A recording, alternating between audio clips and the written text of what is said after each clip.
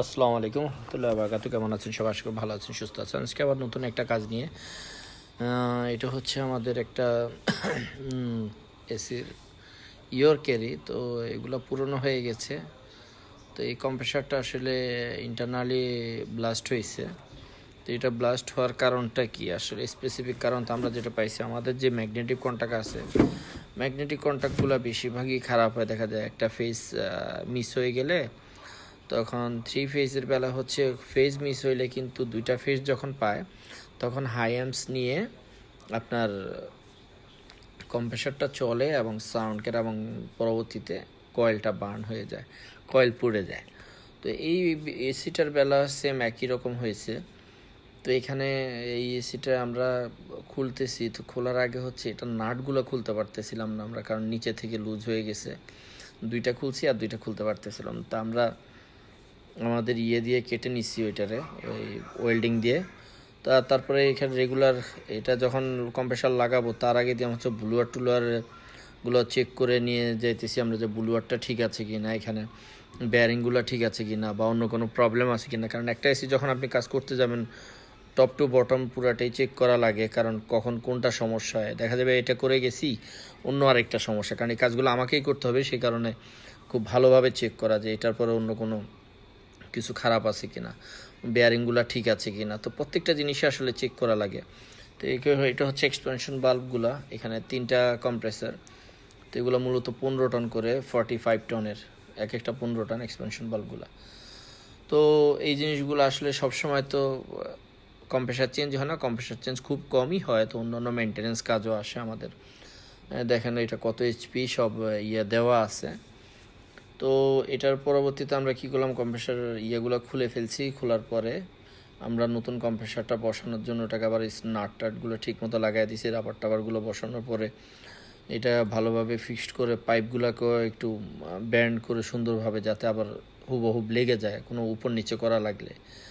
তো এইগুলো আমরা একদম পুরো টাইট করে দিয়ে আমাদের মোটর কম্প্রেসারটা ভালো, কারণ না হলে শেকিং হবে, প্রচুর ভাইব্রেট হবে। ভাইব্রেট হইলে আমার suction discharge line, suction line যে কোনো জায়গায় আপনার নতুন করে এটা আপনার লিক হইতে পারে। তো এইটা যাই হোক, নতুন কম্প্রেসার বসায় ফেলছি আমরা। বসানোর পরে এখানে আপনার রাবার দুইটা উপরে খুলে ফেললাম।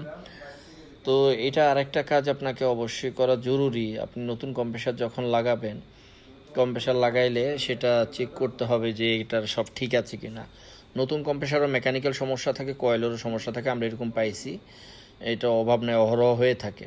তো আপনারা যখনই নতুন কম্প্রেসার লাগাবেন, যারা জুনিয়র ভাই আছেন তাদের জন্য বলছি যে অবশ্যই আপনি কম্প্রেসারটাকে চেক করে নেবেন চালায়া, যে এটা ঠিক আছে কি না, কম্প্রেসারের অ্যাম্পস ঠিক আছে কি না, পাম্পিং ঠিক আছে কি না, ব্যাক প্রেশার আছে কি না।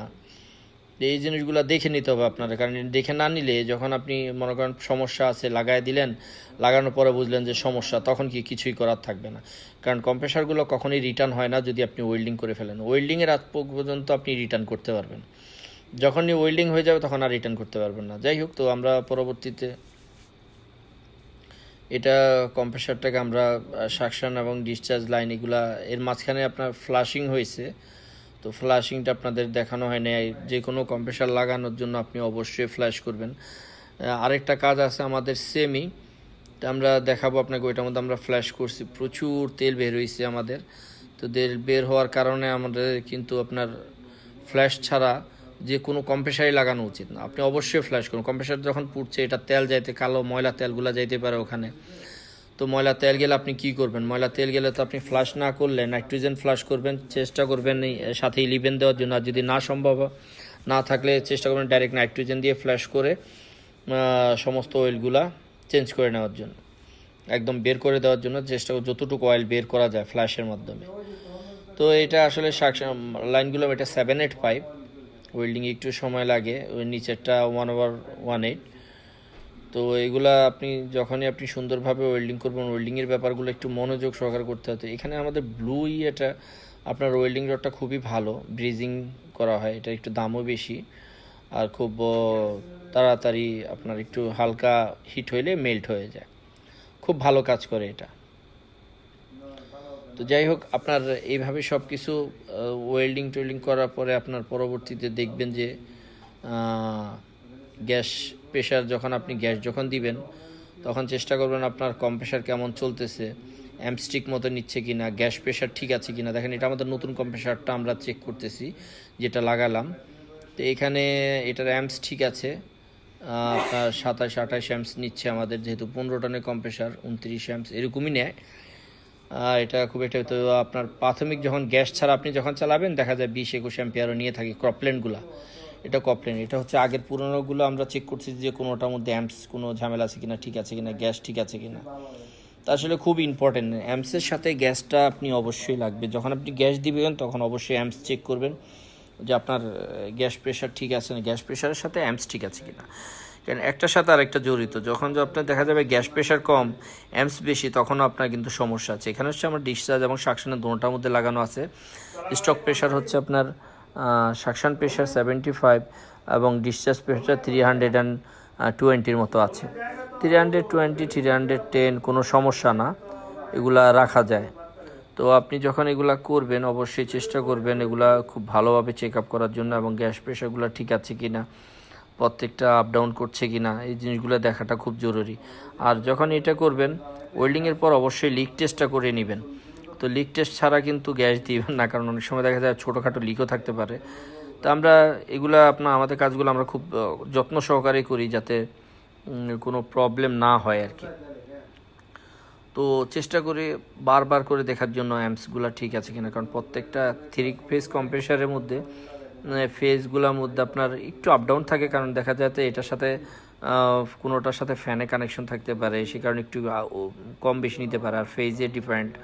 আর কম্প্রেসার আপনারা অবশ্যই তো চেক করতে জানেন, নর্মালি আপনি যখন 3 ফেজ কম্প্রেসারের মধ্যে প্রত্যেকটা কন্টিনিউটি একই রকম থাকে, একটার সাথে আর একটা কন্টিনিউটি আপনি যাই ধরনের কেন।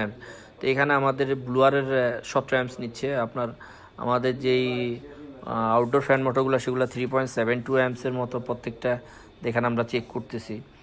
কারণ কোনো ধরনের ফল্টস আমাদের চোখে পড়লে আমরা চেষ্টা করবো সেটা সাথে সাথে সলভ করে দেওয়ার জন্য, আদারওয়াইজ নতুন প্রবলেম আবার এসে জুড়বে।